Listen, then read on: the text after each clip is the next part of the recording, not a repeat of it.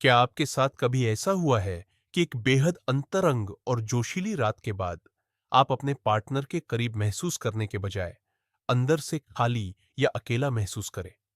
मानो आप उस अनुभव का हिस्सा नहीं थे, बल्कि किसी और के शानदार प्रदर्शन के बस दर्शक थे। अगर हां, तो आपने अनजाने में ही सही, लेकिन एक बहुत जरूरी बात को महसूस किया है। आज हम एक बेहद नाजुक लेकिन बहुत ही महत्वपूर्ण विषय पर बात करेंगे। नार्सिसिस्ट, आत्ममुग्ध व्यक्ति के साथ शारीरिक संबंध। हम 10 ऐसे मुख्य अंतरों पर चर्चा करेंगे जो आपको यह समझने में मदद करेंगे कि बेडरूम के बंद दरवाजों के पीछे असल में क्या हो रहा है। अंत तक बने रहें। आपको न सिर्फ इन खतरों को पहचानने का तरीका पता चलेगा, बल्कि यह भी समझ आएगा कि यह सब क्यों होता है। मेरा वादा है, कुछ बातें आपको सचमुच हैरान कर देंगी और शायद आपके वर्तमान या पिछले रिश्तों पर नई रोशनी डालेंगी। तो चलिए शुरू करते हैं।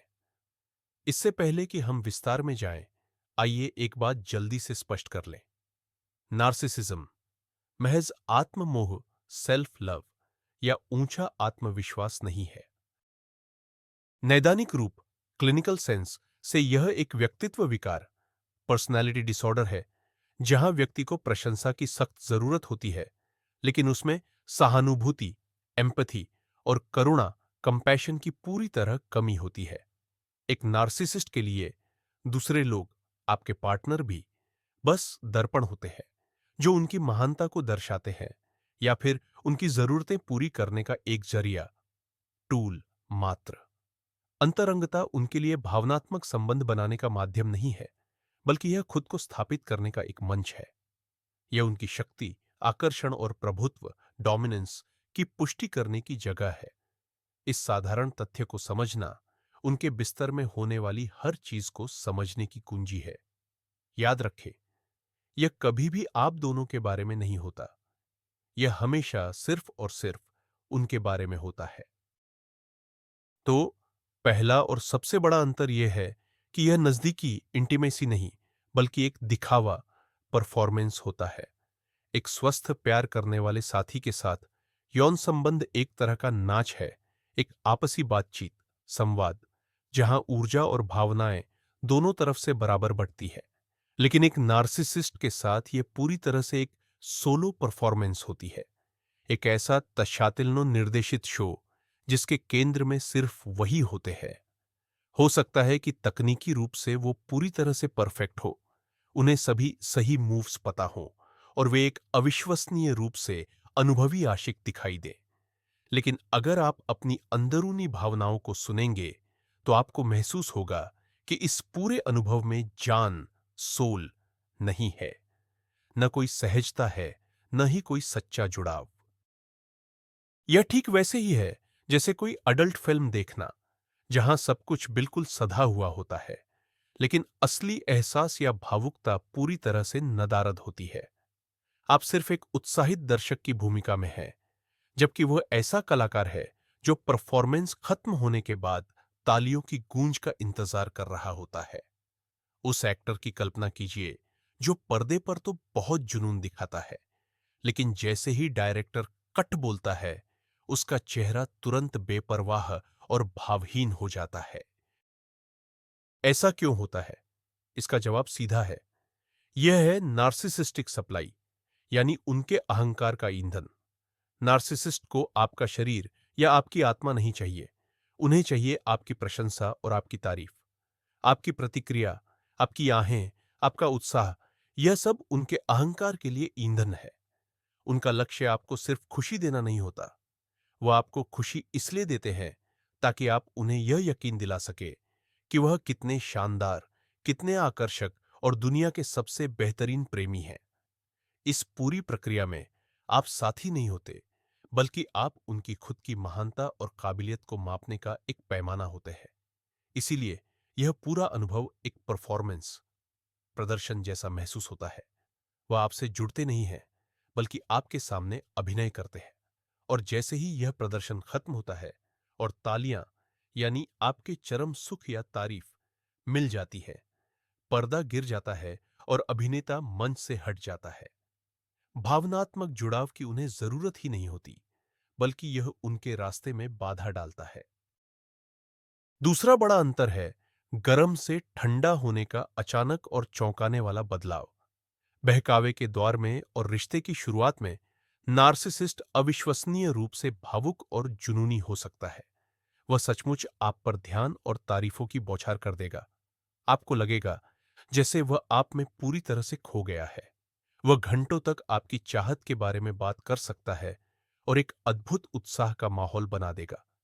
उसकी बाहों में आप खुद को इस ग्रह की सबसे हसीन और सबसे ज्यादा चाही जाने वाली महिला महसूस करेंगी। आदर्शीकरण यानी आइडियलाइजेशन या लव बॉम्बिंग का यह दौर आपकी अंतरंग जिंदगी, इंटीमेट लाइफ पर भी लागू होता है। वह आपको यह विश्वास दिलाने के लिए हर मुमकिन कोशिश करेगा कि यह आपकी जिंदगी का सबसे बेहतरीन सेक्स है, कि ऐसी जबरदस्त केमिस्ट्री आपने पहले कभी महसूस नहीं की होगी। यह आपको पूरी तरह से अंधा कर देता है और एक मजबूत लत पैदा करता है। आपको लगने लगता है कि आपको वह एक इंसान मिल गया है जो आपको इतने गहरे स्तर पर समझता और महसूस करता है। लेकिन याद रखिए, यह तो सिर्फ इस नाटक का पहला भाग है। लेकिन असली खेल तो इस फिनाले के ठीक बाद शुरू होता है, जो दिखाता है कि वह कितना बड़ा आत्ममुग्ध व्यक्ति नार्सिसिस्ट है। जैसे ही वह एक्ट पूरा होता है, उसका व्यवहार तुरंत बदल जाता है। वह सारी गर्माहट और जुनून पल भर में गायब हो जाते हैं, मानो कभी थे ही नहीं। वह तुरंत दीवार की तरफ मुंह करके सो सकता है, या फोन उठाकर अपनी फीड स्क्रॉल करने लग सकता है, या फिर वह उठकर अपने काम में लग जाएगा और आपको पूरी तरह से उलझन में छोड़ देगा। न कोई आलिंगन, न कोई प्यार भरी बातें, न ही थोड़ा देर पास लेटने और उस अंतरंग पल का आनंद लेने की इच्छा। ऐसा क्यों? क्योंकि उसका मकसद पूरा हो चुका है। उसे अपनी तारीफ और अपनी आकर्षकता की पुष्टि, वैलिडेशन की खुराक मिल चुकी है। नाटक खत्म, संसाधन सप्लाई मिल गया, और अब दर्शक के तौर पर अगली बार के प्रदर्शन तक आपकी उसे कोई जरूरत नहीं है। जुनून की उस आग के बाद यह बर्फ जैसा ठंडा व्यवहार इस बात का सबसे दर्दनाक और स्पष्ट संकेत है कि आप एक नार्सिसिस्ट के साथ रिश्ते में हैं। तीसरा अंतर या लक्षण जो अक्सर देखभाल या परवाह के वेश में आता है, वो है उसका खुद पर केंद्रित होना, भले ही वह पूरी तरह से आप पर ध्यान देता हुआ दिखाई दे। हां, एक नार्सिसिस्ट आपसे आपकी पसंद नापसंद के बारे में बहुत कुछ पूछ सकता है। वह आपकी इच्छाओं के प्रति बेहद जागरूक लग सकता है और हर वह काम कर सकता है जिससे आपको खुशी मिले। बाहर से देखने पर यह पार्टनर की सबसे बेहतरीन देखभाल लगती है। बहुत से लोग इस जाल में फंस जाते हैं और सोचते हैं, यह मेरे लिए कितनी कोशिश कर रहा है, यह चाहता है कि मैं खुश रहूं। लेकिन यहां एक सूक्ष्म और शैतानी सा पहलू छिपा है। इस दिखावटी देखभाल का एक छिपा हुआ मकसद होता है, और यह मकसद आपकी खुशी नहीं है। एक स्वस्थ पार्टनर आपको इसलिए खुश करना चाहता है क्योंकि आपकी खुशी उसे भी खुशी देती है। इसे ही सहानुभूति या एम्पैथी कहते हैं। लेकिन एक आत्ममुग्ध व्यक्ति की प्रेरणा बिल्कुल अलग होती है। उसकी असली प्रेरणा अपनी महारत का सबूत हासिल करना है। आपके लिए आपका चरम सुख उसके लिए मिलन का पल नहीं है, बल्कि यह फर्स्ट प्राइज का मेडल है। यह उसकी अचीवमेंट लिस्ट पर लगा एक टिक मार्क भर है। वह सोचता है, अगर मैंने उसे पीक तक पहुंचाया तो मैं सेक्स का भगवान हूं। वह यह आपके लिए नहीं, बल्कि खुद के लिए करता है, ताकि बाद में आपकी तरफ से तारीफ सुन सके कि वह कितना शानदार है। आपकी खुशी तो बस उसके फूले हुए अहम को और हवा देने का एक बहाना है। आप इसे कैसे परख सकती हैं? बस उसके बाद की प्रतिक्रिया पर ध्यान दें। वह तारीफ का इंतजार करता है। वह सीधा पूछ भी सकता है, बताओ मैं कैसा था? मैं सबसे अच्छा हूं ना? अगर आप बहुत ज्यादा तारीफ या उत्साह नहीं दिखाती हैं, तो वह नाराज हो सकता है, ठंडा पड़ सकता है, या गुस्सा भी हो सकता है। आपकी सच्ची खुशी से उसे कोई मतलब नहीं है। उसे सिर्फ अपने परफॉर्मेंस के मूल्यांकन की परवाह है। यह किसी परीक्षा में एक ग्रेड लाने जैसा है। नंबर मायने रखते हैं, ज्ञान नहीं। अब बात करते हैं चौथे पहलू की। यह है आफ्टर केयर का पूरी तरह से गायब होना। मनोविज्ञान में इसे ही अंतरंगता के बाद की कोमलता और देखभाल कहा जाता है। एक स्वस्थ रिश्ते में शारीरिक संपर्क खत्म होते ही संबंध समाप्त नहीं हो जाता। इसके बाद भावनात्मक जुड़ाव का एक बहुत जरूरी दौर आता है, जिसमें गले मिलना, किस करना, धीमी बातचीत, पास रहने की सादी इच्छा और एक दूसरे की गर्माहट महसूस करना शामिल है। यह वह समय होता है जब साथी सबसे ज्यादा संवेदनशील और खुले होते हैं, और यही कोमलता उनके बंधन को और भी मजबूत करती है। लेकिन किसी भी नार्सिसिस्ट में यह चीज एकदम नदारद होती है। उसके लिए यह बस समय की बर्बादी है। जैसा कि हमने पहले भी बात की है, वह हो सकता है बस करवट बदले और सो जाए या अपने काम में लग जाए। अंतरंगता के इस पल को लंबा खींचने, उसे गले लगाने या बात करने की आपकी कोई भी कोशिश शायद उसे झुंझलाहट से भरेगी, या फिर आपको ठंडी उपेक्षा का सामना करना पड़ेगा। इस तरह के व्यवहार की वजह उसके अंदर छिपा हुआ नाजुक होने का गहरा डर है। वो वास्तविक कमजोरी के प्रति बेहद भयभीत रहता है।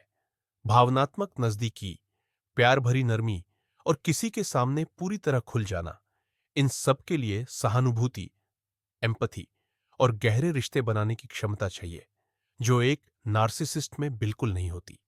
बल्कि वो इस तरह की भावनात्मक नजदीकी और नरमता को कमजोरी की निशानी मानता है। उसे जो चाहिए था वो मिल गया, शारीरिक संतुष्टि और तारीफ का एक हिस्सा। बस अब ये लेन देन, ट्रांजैक्शन पूरा हो गया। इसके आगे किसी भी तरह का भावनात्मक निवेश, इमोशनल इन्वेस्टमेंट, उसके लिए बेमानी है, और बल्कि खतरनाक भी, क्योंकि इससे वो कमजोर या किसी पर आश्रित लग सकता है। इसीलिए जैसे ही शारीरिक संबंध का खत्म होता है, वह तुरंत अपने चारों तरफ एक दीवार खड़ी कर लेता है। अगर आप लगातार सेक्स के तुरंत बाद खुद को अकेला और उपेक्षित, अबेंडन्ड महसूस करती है, तो यह एक बहुत ही गंभीर चेतावनी है, जिसे नजरअंदाज नहीं किया जा सकता। पांचवा अंतर सबसे ज्यादा विनाशकारी होता है। नार्सिसिस्ट सेक्स को नियंत्रण, इनाम और सजा देने के लिए एक हथियार के तौर पर इस्तेमाल करता है। स्वस्थ रिश्तों में अंतरंगता भावनाओं और इच्छाओं की एक स्वाभाविक अभिव्यक्ति होती है, लेकिन नार्सिसिस्ट के साथ जहरीले रिश्तों में सेक्स एक मुद्रा बन जाता है, जिसका इस्तेमाल वह आपको मैनिपुलेट करने के लिए करता है। उदाहरण के लिए, अगर आपने कुछ ऐसा किया जो उसे पसंद नहीं आया, जैसे अपनी राय बता दी, उससे असहमत हो गई या किसी और को ज्यादा ध्यान दिया, तो वह आपको अंतरंगता से वंचित करके सजा दे सकता है। वह ठंडा और अलग थलग पड़ जाता है और आपकी नजदीक आने की हर कोशिश को ठुकरा देता है। इस तरह वह आपको दोषी महसूस कराता है और आपको उसका अनुग्रह या स्नेह कमाने के लिए मजबूर करता है। आप दबे पांव चलने लगती हैं, इस डर से कि कहीं आप कुछ गलत न कर दें और वह आपको फिर से ठुकरा न दे। इसके विपरीत, वह सेक्स को एक इनाम की तरह इस्तेमाल कर सकता है। यदि आप उसकी अच्छी लड़की बनी रहीं, उसकी खूब तारीफ की, उसे सराहा, उसकी हर इच्छा पूरी की, तो वह आपको एक अविश्वसनीय, जुनून भरी रात के साथ इनाम दे सकता है। यह आपके दिमाग में एक खतरनाक धारणा बना देता है। प्यार और नजदीकी पाने के लिए मुझे उसकी हर बात माननी होगी और उसे पूरी तरह खुश रखना होगा। ये रिश्ते नहीं, बल्कि क्लासिक कंडीशनिंग यानी दिमागी प्रशिक्षण है। सेक्स प्यार की अभिव्यक्ति रहने के बजाय दबाव का एक हथियार बन जाता है। वह आपको कभी नजदीक लाता है तो कभी दूर धकेलता है। यह एक भावनात्मक रोलर कोस्टर पैदा करता है, जो आपको थका देता है और आपके आत्मसम्मान को तोड़कर रख देता है। आप हमेशा अनिश्चितता और चिंता की स्थिति में रहती है, पूरी तरह से अपनी भावनात्मक और अंतरंग जिंदगी पर से नियंत्रण खो बैठती है। यह हेरफेर, मैनिपुलेशन का शुद्धतम रूप है। छठा लक्षण है जोखिम लेने की आदत और आपकी सीमाओं का लगातार उल्लंघन करना। नार्सिसिस्ट बहुत जल्दी ऊब जाते हैं और अपने अहंकार को बनाए रखने के लिए उन्हें हमेशा नई और ज्यादा मजबूत उत्तेजनाओं की जरूरत होती है। यौन जीवन में यह चीजें नई, अत्यधिक एक्सट्रीम और कभी-कभी तो खुलेआम जोखिम भरी चीजों को आजमाने की निरंतर इच्छा के रूप में सामने आती है। अगर दोनों पार्टनर सहमत हो तो इसमें अपने आप में कोई बुराई नहीं है। लेकिन नार्सिसिस्ट के साथ समस्या यह है कि आपकी इच्छाएं और आपकी सीमाएं उसके लिए कोई मायने नहीं रखती। वह आप पर दबाव डालेगा, फुसलाएगा, आपको अपराध बोध महसूस कराएगा या असहज और अस्वीकार्य चीजों के लिए आपको राज्य करने के लिए आपको दंभी होने का आरोप भी लगाएगा। आपके ना को वह आपका अधिकार नहीं समझता, बल्कि इसे अपना निजी अपमान और अपनी सत्ता को एक खुली चुनौती मानता है। उसे आपकी सुविधा या आराम की कोई फिक्र नहीं होती। उसे तो बस एड्रेनालिन का एक नया डोज चाहिए और आप पर अपनी हुकूमत महसूस करनी है। वह आपको थ्रीसम, 3 लोगों के साथ सेक्स, असुरक्षित संबंध, वीडियो बनाने या ऐसी चीजों के लिए उकसा सकता है जिन्हें आप अपमानजनक मानती हैं। मना करने पर वह भड़क उठेगा या फिर गहरी ठंडी नाराजगी दिखाएगा। यह एक बहुत ही खतरनाक लक्षण है, क्योंकि बिस्तर में आपकी सीमाओं को लगातार लांघते हुए वह धीरे धीरे उन्हें जीवन के हर दूसरे क्षेत्र में भी तोड़ देता है। आपको पता भी नहीं चलता और आप उन चीजों के लिए राजी होने लगती हैं जिनके लिए आप पहले कभी राजी नहीं होती। इस तरह आप खुद को और अपना आत्मसम्मान खो बैठती हैं। याद रखें, एक स्वस्थ रिश्ते में आपका नहीं एक ऐसा कानून होता है जिस पर कोई बहस नहीं होती। लेकिन किसी भी आत्ममुग्ध व्यक्ति, नार्सिसिस्ट के साथ आपका नहीं केवल सौदेबाजी की शुरुआत भर होता है।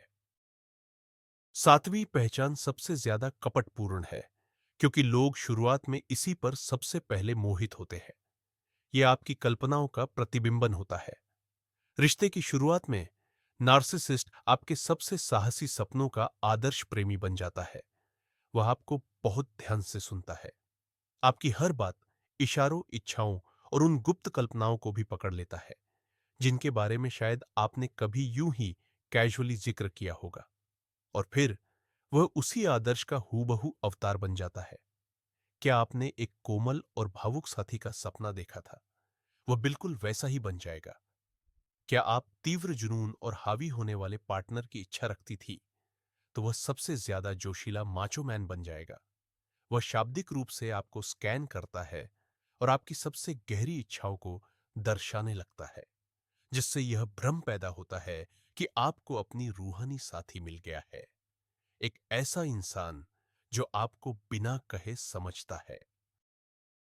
मगर यह बात गांठ बांध लें, यह कोई सच्ची अनुकूलता नहीं है। यह एक ठंडी और सुनियोजित मार्केटिंग की चाल है। वह आपकी कल्पनाओं को साझा नहीं कर रहा, बल्कि उनका इस्तेमाल आपको जल्दी से अपने जाल में फंसाने के लिए कर रहा है। यह सबसे असरदार चारा है। वह एक ऐसी छवि बनाता है जिससे आपको प्यार हो जाता है, और जैसे ही उसे लगता है कि आप उसके चंगुल में हैं, नकाब उतर जाता है। वह आदर्श प्रेमी कहीं गायब हो जाता है और उसकी जगह एक ठंडा, स्वार्थी और हर चीज की मांग करने वाला इंसान सामने आ जाता है। और आप पूरी तरह से अचंभित रह जाती है, ये समझने की कोशिश करती है कि जिस आदमी से आपको प्यार हुआ था वह कहां चला गया और आपने आखिर क्या गलती की। यह सबसे बड़े भ्रम को तोड़ता है। आप एक आदर्श साथी से नहीं मिली, बल्कि एक माहिर चालाक व्यक्ति से मिली जिसने आपको फंसाने के लिए आपका ही आईना आपको दिखाया था।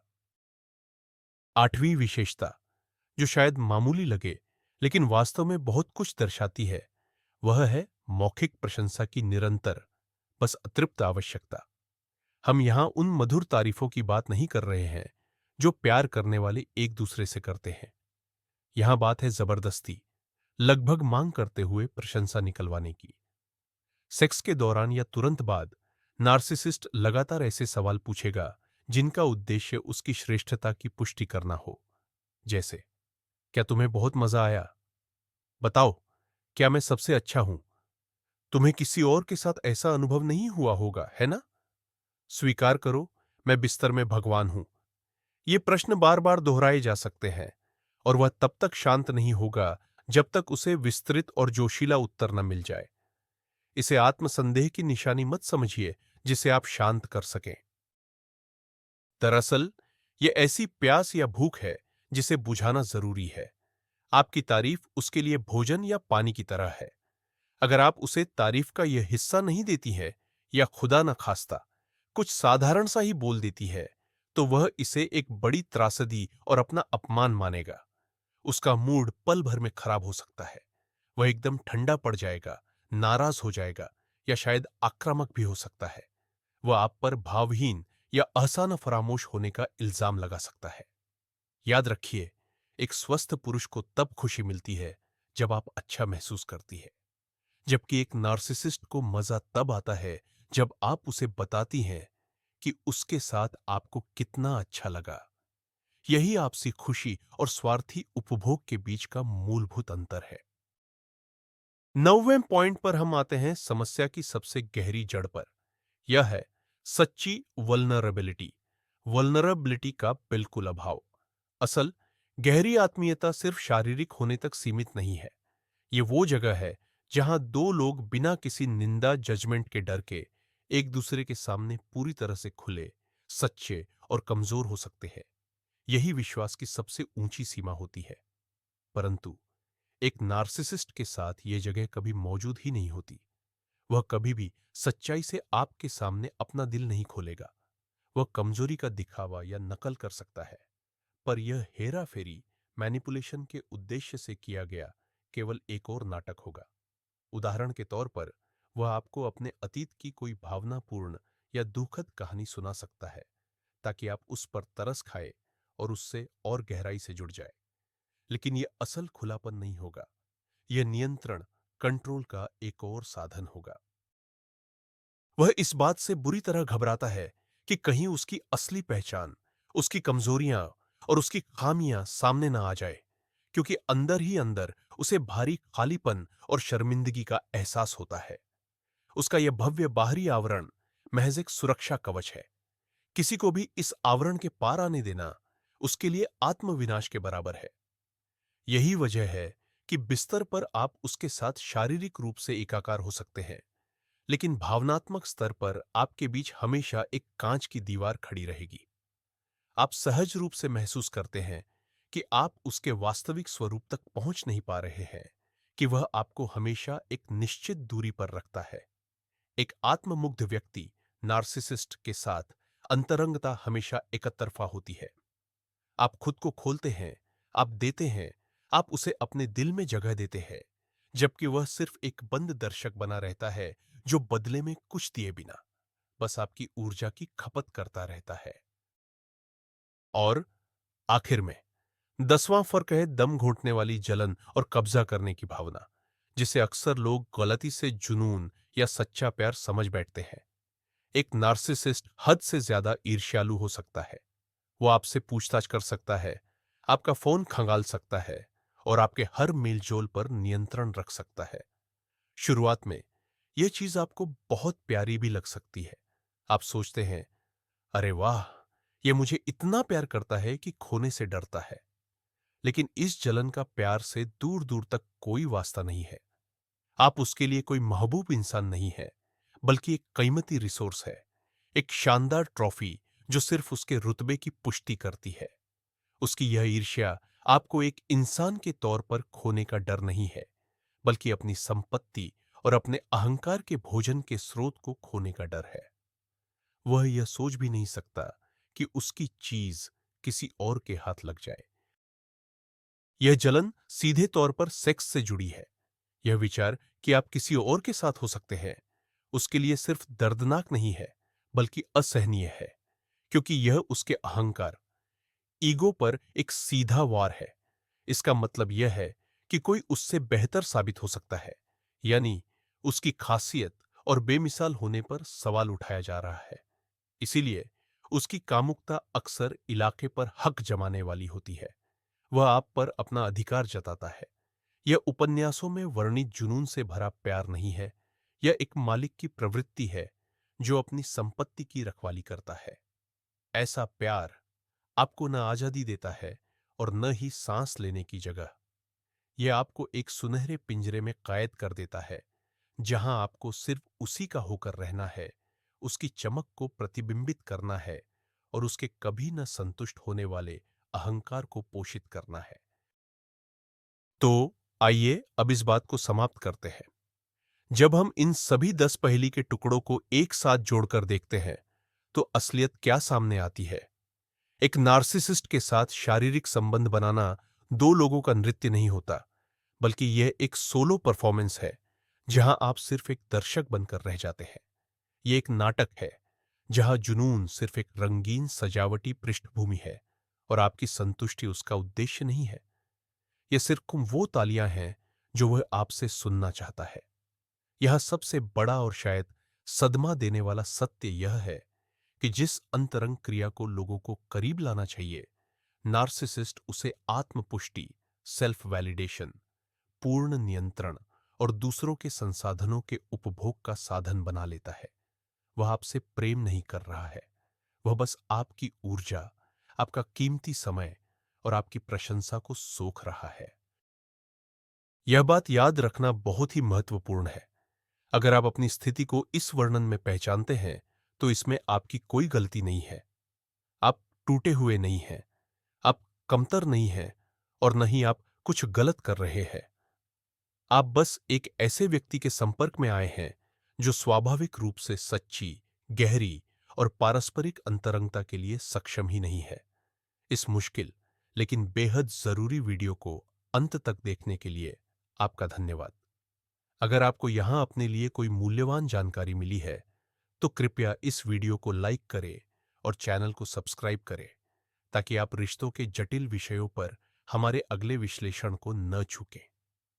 अब आपके लिए एक सवाल, क्या आपने भी कभी अपने रिश्ते में इस तरह के व्यवहार का सामना किया है? अगर आप सहज महसूस करते हैं, तो अपनी कहानी कमेंट्स में साझा करें।